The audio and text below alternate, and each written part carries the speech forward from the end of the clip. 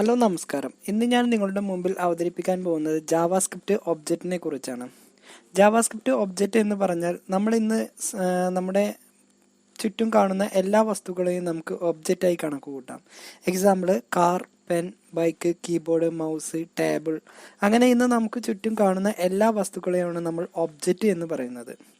Okay, ജാവാസ്ക്രിപ്റ്റിൽ ഒബ്ജക്റ്റിനെ അടിസ്ഥാനമാക്കിയിട്ടുള്ള ഒരു language ആണ്.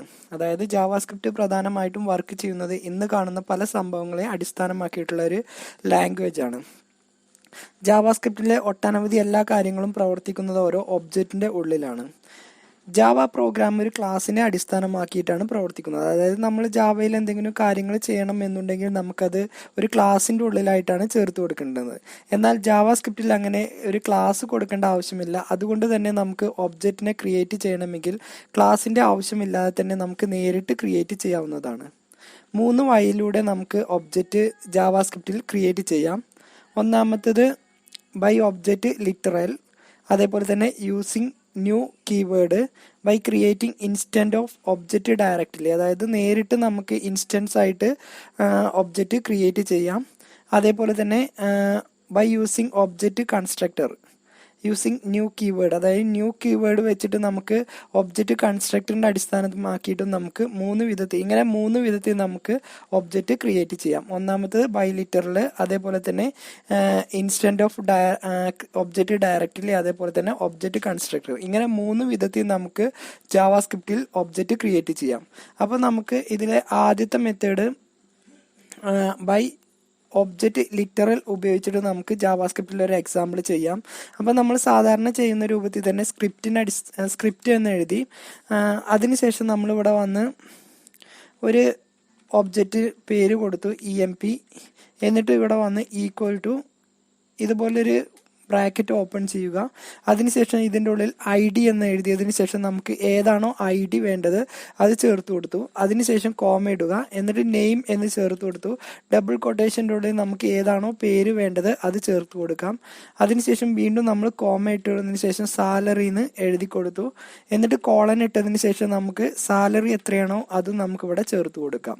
ഇവിടെ കൊടുക്കുമ്പോൾ പ്രത്യേകം ശ്രദ്ധിക്കണം, നമ്മൾ പോയിന്റ് വരുന്ന നമ്പറോ അല്ലെങ്കിൽ നമ്പറോ നമുക്ക് നേരിട്ട് കൊടുക്കാം. സ്ട്രിങ്, അതായത് ഒരു വേർഡ്സ് ഒക്കെ വരുമ്പോൾ നമ്മൾ ഡബിൾ കൊട്ടേഷൻ്റെ ഉള്ളിലാണ് ചേർത്ത് കൊടുക്കേണ്ടത്. ഓക്കെ, ഈ കൊടുത്ത ഡാറ്റാസ് നമുക്ക് പ്രിന്റ് ചെയ്യിപ്പിക്കാം. അപ്പോൾ സാധാരണ നമുക്ക് പ്രിന്റ് ചെയ്യണമെന്നുണ്ടെങ്കിൽ ഡോക്യുമെന്റ് .write എന്ന് എഴുതിയതിന് ശേഷം ആദ്യം തന്നെ നമുക്ക് എംപ്ലോയി ID പ്രിന്റ് ചെയ്യുക. അപ്പോൾ നമ്മൾ ഒബ്ജക്റ്റിന്റെ പേര് emp എന്ന് എഴുതുക, എന്നിട്ട് ഇവിടെ ഡോട്ട് ഇട്ടതിന് ശേഷം ID എന്ന് ചേർത്ത് കൊടുക്കുക. ഓക്കെ, എന്നിട്ട് നമുക്ക് ഇവിടെ വന്നൊരു സ്പേസ് വരാൻ വേണ്ടി ഡബിൾ കൊട്ടേഷൻ ഇട്ടതിന് ശേഷം ഒരു സ്പേസ് ഇട്ട് കൊടുക്കാം. അതിനുശേഷം വീണ്ടും നമ്മൾ ഫംഗ്ഷൻ്റെ ഒബ്ജക്റ്റിൻ്റെ പേരെഴുതി ഇനി നമ്മളിവിടെ വന്ന് നെയിമാണ് പ്രിന്റ് ചെയ്യുന്നത്. അപ്പോൾ നെയിം എന്ന് ചേർത്ത് കൊടുത്തു. ഇനി നമുക്ക് സ്പേസ് വരാൻ വേണ്ടി ഇതിൻ്റെ ഉള്ളിൽ സ്പേസ് ചേർത്ത് കൊടുത്തു. അതിനുശേഷം വീണ്ടും enp എന്ന് എഴുതിയതിന് ശേഷം നമ്മളിവിടെ വന്ന് സാലറി എന്നും ചേർത്ത് കൊടുത്തു. ഓക്കെ, നമുക്കിതൊന്ന് ഡിസ്പ്ലേ ചെയ്യിപ്പിക്കാം. ഇത് റൺ ചെയ്യിക്കുമ്പോൾ നമുക്ക് ഈ രൂപത്തിലായിരിക്കും ഡിസ്പ്ലേ ചെയ്ത് വരിക.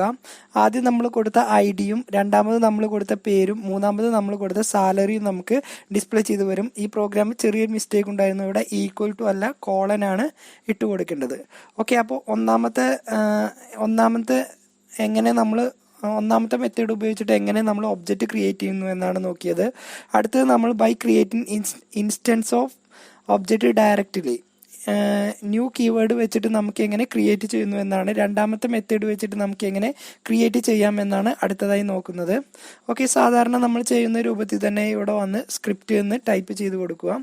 അതിനുശേഷം നമ്മളോട് ഒരു വേരിയബിൾ ഡിക്ലെയർ ചെയ്തു. ഒബ്ജക്റ്റിന്റെ പേര് നമ്മൾ ചേർത്ത് കൊടുത്തു. ഈക്വൽ ടു ന്യൂ ഒബ്ജക്റ്റ് എന്ന് ചേർത്ത് കൊടുക്കുക. ഓക്കെ, ബ്രാക്കറ്റ് ഓപ്പൺ ചെയ്ത് ക്ലോസ് ചെയ്യുക. ഓക്കെ, ഇത്രയും ചെയ്തതിന് ശേഷം നമ്മളിവിടെ വന്ന് emp ID, okay, equal to ഏതാണോ നമുക്ക് ID വേണ്ടത് അത് നമ്മളിവിടെ ചേർത്ത് കൊടുത്തു. അതിനുശേഷം emp നെയിം, എന്നിട്ട് ഈക്വൽ ടു എന്താണോ നമുക്ക് നെയിം വേണ്ടത് അത് നമ്മളിവിടെ ചേർത്ത് കൊടുത്തു. അതേപോലെ emp ഇവിടെ വന്ന് നമ്മൾ സാലറി ചേർത്ത് കൊടുത്തു. സാലറി ഈക്വൽ ടു എത്രയാണോ നമുക്ക് സാലറി വേണ്ടത് അതും ചേർത്ത് കൊടുത്തു. ഇനി നേരത്തെ നമ്മൾ കൊടുത്ത രൂപത്തിൽ തന്നെ ഇത് നമുക്ക് ഡിസ്പ്ലേ ചെയ്യിപ്പിക്കാം.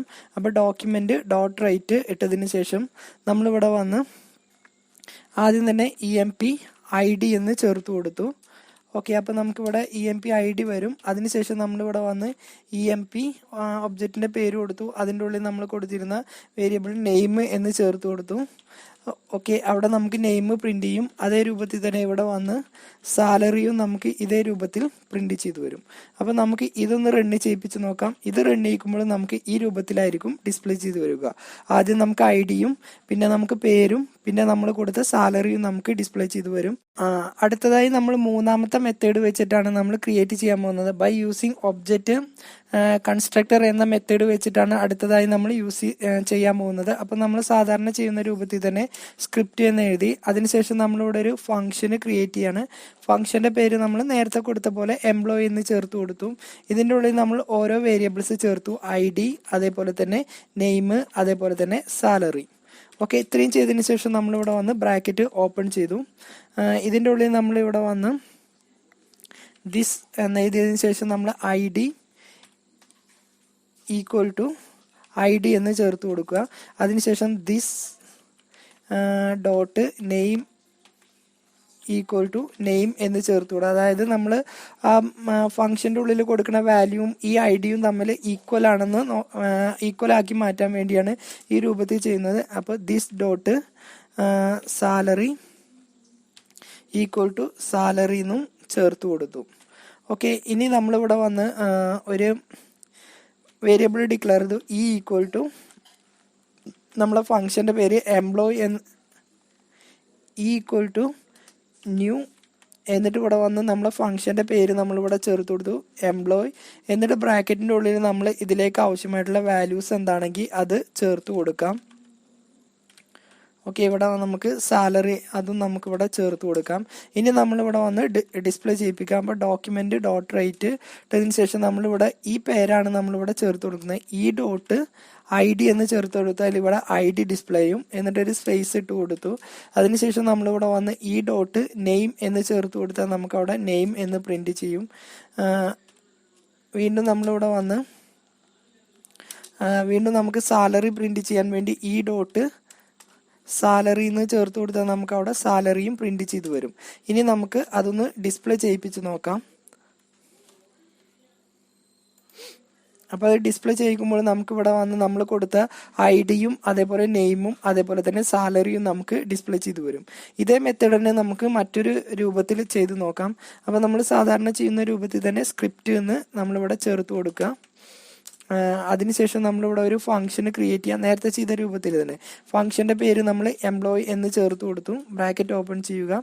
ഇതിൻ്റെ ഉള്ളിൽ നമ്മൾ ID അതേപോലെ തന്നെ നെയിം അതേപോലെ തന്നെ സാലറി എന്നുള്ള പാരാമീറ്റർ ചേർത്ത് കൊടുത്തു. ബ്രാക്കറ്റ് ഓപ്പൺ ചെയ്യുക. ദിസ് ഡോട്ട് ID എന്ന് നമ്മൾ ചേർത്ത് കൊടുത്തു. അതേപോലെ തന്നെ ദിസ് ഡോട്ട് നെയിം നെയിം എന്നും ചേർത്ത് കൊടുത്തു. അതേപോലെ തന്നെ ദിസ് ഡോട്ട് സാലറി സാലറി എന്നും ചേർത്ത് കൊടുത്തു. സെമികോളം വെച്ച് ക്ലോസ് ചെയ്യുക. ഓക്കെ, ഇനി ഇതിൻ്റെ ഉള്ളിൽ തന്നെ വേറൊരു മെത്തേഡ് കൂടി നമ്മൾ ക്രിയേറ്റ് ചെയ്യാണ്. ദിസ് എന്ന് എഴുതിയതിന് ശേഷം നമ്മളിവിടെ വന്ന് ചേഞ്ച് സാലറി എന്നും കൂടി ചേർത്ത് കൊടുക്കാം.